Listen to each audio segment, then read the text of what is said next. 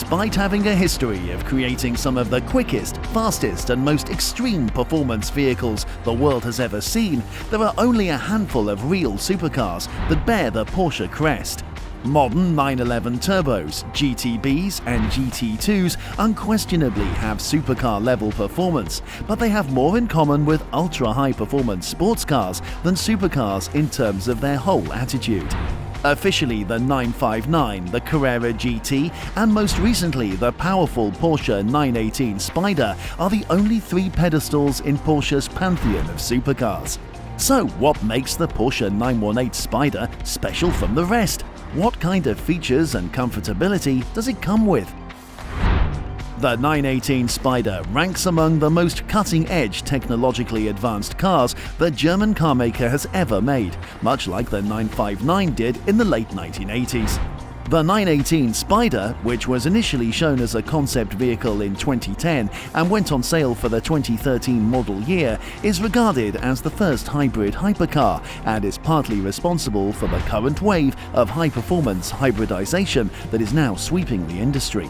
It's powered by two electric motors and a combustion engine. The performance figures are astounding, with a 0 to 60 time of 2.2 seconds, a 0 to 100 mph time of 4.9 seconds, and a peak speed of 217 miles per hour. However, the cost of all this performance and cutting-edge technology is high. The base price of the Porsche 918 was $845,000, but adding extras like the Weissach package and liquid metal paint could raise the cost to over $1 million. Undoubtedly, the Porsche 918 Spyder is a sheer joy to drive. If you don't need the V8 Symphony, the front electric motor has a range of 12 miles. It is powered by the hybrid system's primary battery, rated at 6.8 kilowatt-hours. The 154 horsepower motor generator installed into the gearbox may be used to charge the system. Alternately, a high-voltage DC transformer and a 120-volt AC converter are offered. Regenerative braking being the last method of maintaining the batteries. The front motor serves as a generator rather than being burned through with the brake pads. The 918 Spyder has a 4.6 LV8 engine. The rear-mounted V8 engine, which is taken from the 2005 RS Spyder race vehicle, revs to 9,150 RPM without assistance from the electric motors. At 6,700 RPM, the combustion engine produces 398 pounds-feet of torque. The novel hybrid cooling system for the rear electric motor uses both air and water. However, admiring the engine or e-motors is difficult. You would need to take your Spyder to the dealer to view your Porsche 918 engine because the hood cannot be opened. Even while hybrid systems are more well known, the V8 deserves high acclaim.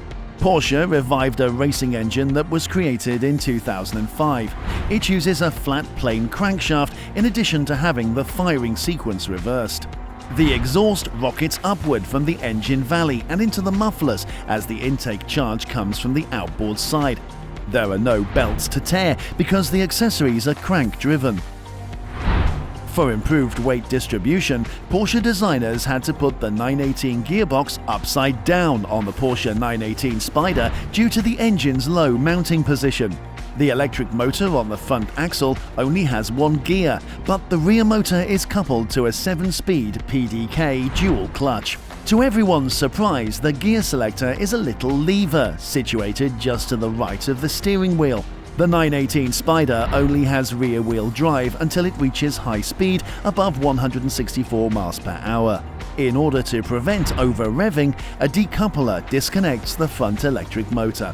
There are 5 driving modes: racing, hot lap, sport and hybrid. The latter exhausts the all-electric reserve while using the engine's maximum output.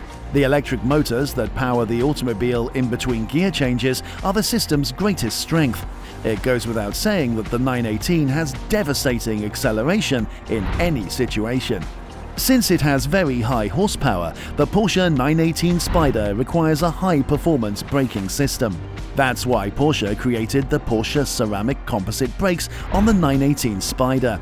They have 4 piston calipers in the back and 6 piston monoblock calipers up front. The front ceramic discs measure 16.1 inches in diameter, and the ones at the back measure 15.4 inches in diameter.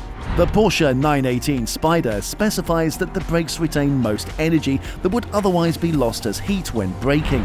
Moreover, the 918 Spyder's electromechanical brakes capture that energy, put it in a battery, and then recycle it through the electric motors.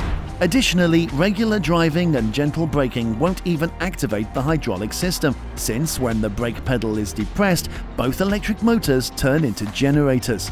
Therefore, you must make a few vigorous stops each week to prevent condensation from forming in your brake lines. The 918 Spyder's lightweight, high-strength carbon fiber reinforced plastic monocoque chassis was designed with inspiration from Porsche's prior supercars. The large rear spoiler and top-mounted exhaust pipes make the Porsche Hybrid 918 stand out in terms of style. Both may be modified using the control panel. The top pieces of the Targa roof on the Porsche 918 Spyder must be manually removed. They fit in the trunk with ease.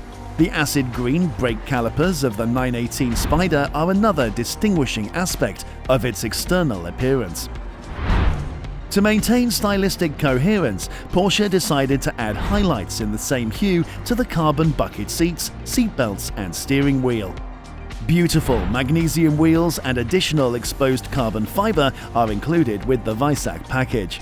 Without a doubt, the modifications reduce weight by almost 80 pounds and make it obvious from a distance. Evidently, the Porsche 918 Spyder, the culmination of decades of work, combines high-tech efficiency and performance in a lightweight design. By the way, its base model weighs 3,691 pounds. Interestingly, a 6.8 kilowatt-hour liquid-cooled lithium-ion battery supplies power to the two electric motors simultaneously. Its overall range in hybrid mode is 420 miles, with a 20-mile electric range. When attached to a 110-volt standard home AC outlet, the Porsche Universal Charger requires 7 hours to fully recharge the battery, or just 2 hours when using a 240-volt power source. Without a doubt, the Porsche 918 Spyder's distinguishing characteristics make it a one-of-a-kind for people seeing the best results in every circumstance. Starting with the Porsche 918's external features, various vintage liveries are available. Prospective owners made several allusions to the 917 in an effort to outdo one another, with sponsors including Gulf Oil, Marlboro and Martini serving as sponsors. Those vehicles undoubtedly came with the Weissach package, since they were designed with motorsports in mind. We must say, well, the Weissach package, named after their research and development facility, was a clever method to distinguish a Porsche 918 Spyder for sale from the competition. Every little thing was examined from top to bottom, starting with the bolts. Every fastener was machined from titanium rather than steel. Details like the titanium brake pads, magnesium RS Spyder wheels, and the absence of sound insulation are things we appreciate since they enhance the driving experience. Even though the Porsche 918 Spyder costs a lot, it is completely worth it. The 918 Spyder might seem less special than the McLaren P1 and LaFerrari because of its approachability and usability, and it's true that it lacks their machismo, doesn't deliver the same visceral intimidation as the McLaren, nor does it offer the incredible driving experience of the Ferrari. However, it is a more precisely briefed car that is also more in control and perhaps more capable overall.